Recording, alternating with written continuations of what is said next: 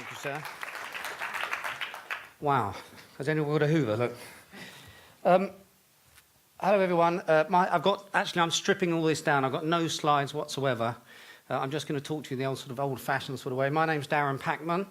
I know what you're thinking. The answer is no. This has got nothing to do with computer games. This is actually to do with beer, okay? I'm supposed to follow a script, which isn't working. Well, that's fine, because I never follow scripts anyway.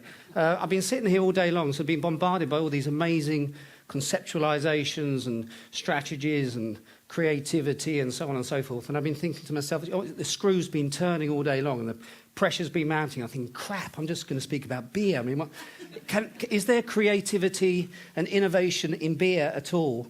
I'll tell you what we'll do. I'm just going to wing it. It doesn't work anyway.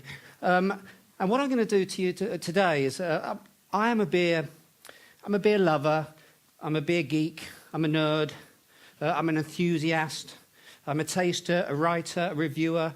Obviously, occasionally I drink some of the stuff. Only occasionally. But basically, I love beer. And actually, as of Monday this week, I'm now the very proud owner of a craft beer brewery right here in the city of Umeå. You can applaud if you like. Cool. Pretty excited. It's been a hell of a week, I can promise you. And today, or this afternoon, I really just wanted to talk to you about two words. These two words in isolation are pretty innocent, but when you put them together, they form one of the foulest, filthiest phrases that you can ever say to a beer lover in this country. Those two words are Stor, stark. Okay?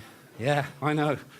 Now listen, for those of you that are still perfecting your Swedish, and obviously I count myself amongst you, Stor stark is basically a way of, or literally means big, strong, and it's a way of ordering a large, strong beer. It's a phrase that actually entered the Swedish drinking culture sometime in the 70s. Oh, no, I've got a space picture coming up here. Sometime in the 70s, and basically was a very quick way of ordering a beer. The problem was it kind of got stuck, and it got a little bit twisted, and it's still being used, unfortunately, by quite a few people here today. Now, I'm going to ask some people here, does anyone ever use that phrase when they go to pubs or bars? Yeah, and I'm impressed that you put your hand up. Obviously, I'm a little bit disappointed in you, but I can understand why you do. A lot of people looking down at their feet right now doesn't really want to connect with me at all, but basically, yeah. It's a phrase that's kind of got stuck. And I can see why that happened, because when Stor stark first was introduced in the 70s, the Swedish beer scene was in a bit of a mess, to be honest with you. There was cannibalization in the industry, and basically there were just a handful of brands that were being produced by just a couple of the sort of mega breweries. And to make matters worse, now I'm at the end of my speech. To make matters worse, if they can get any worse, hang on, I'm back. Oh no, I'm still across the Atlantic here. That's a little bit later on. To make matters worse, they practically all taste the same. They look the same, they smell the same, they taste the same. So what happened was, it was all pretty much like industrial lager. Now, we all know what that looks like. Actually, I tried a little bit out there a little bit earlier on. It's kind of yellow, it's fizzy, it's got a bleached white head. It's the sort of thing you can imagine it could actually come out of a horse if you were able to pick one up and shake it violently enough. And that's the sort of thing that would come out of it. And, you know, it's true. And Stor stark basically was a simple way of ordering that type of drink. But of course, because the taste didn't really matter, that was fairly irrelevant. The only thing that became important was the price, you know, and obviously the cheaper, the better. So Stor stark really, in part, it was due or responsible for the dumbing down of beer. Very quickly, in a generation, beer kind of lost its way. It became a one-size-fits-all type of commodity product, a sort of liquid equivalent of sliced white bread. And here's the thing that makes it even worse or harder to swallow. At exactly the same time that we were screwing it up, the wine industry was doing a brilliant job of selling wine. Lots of fancy new wine speak came into the Swedish sort of drinking culture. There were all these exotic grape varieties. Quick show of hands, by the way. How many of you have drunk beer in your lives? All of you, yes. I'll be disappointed if you didn't say that. How many of you drink wine too? Yeah, okay. Oh, blimey. There's a lot of alcoholics in the room here. Fantastic. Well, listen, how many of you know grape varieties? You know, Chardonnays, Pinot Noirs, and so on and so forth. Yeah, most people are nodding. Very sophisticated, wonderful, very educated crowd. How many people can tell me hop varieties? Put your hand up in the air. Yeah, 1, 2. Congratulations. See you at the bar a bit later on. My point being is that you don't know what's going into your beer. Wine made a very good job of connecting to people, making wine exclusive, sophisticated. Well, at the same time, beer, all we could basically do was make sure the alcohol content was on the front of the can or the bottle in increasingly large letters. People basically got bored of beer. They got bored of it. They didn't care where it came from. They didn't care what went in it. And of course, the big mega breweries weren't exactly lining up to tell them anyway. So Sweden became a nation of Stor drinkers. And beer, this most noble of drinks, this most ancient of drinks, that was enjoyed by the wealthy in the times of the pharaohs, which fortified Roman armies when they marched into battle and they built, obviously, global trade empires, kind of lost its way in this country.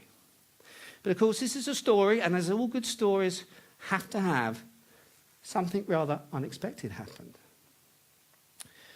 While at almost its darkest day, the Swedish beer scene was out for the count. Thousands of miles across the Atlantic on the west coast of America. I'm back on the... Thank you very much. I'm back here now. Look. On the west coast of America, a group of very frustrated brewers set in motion a beer revolution, which is actually changing the way right now that we are perceiving and drinking our beers. This group of brewers, this brotherhood of brewers, had had enough.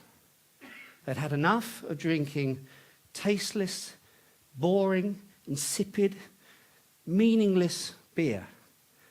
They changed the game. They started to brew beer that they wanted to drink. This is a very important shift. They started to brew beer that they believed in, beer that would inspire their creativity and their innovation. The craft beer revolution had begun, and over the last 30 years, beer has been very busy reinventing itself. Craft brewers around the world, and right here in Sweden, have been taking traditional beer styles and giving them a kind of contemporary twist. That's what we're doing right now. Even old world styles, like, for instance, IPA. I don't know if anyone's heard of that. India Pale Ale. That's just a classic example. At one time, the world's most popular beer style, but ignored to the point almost of extinction.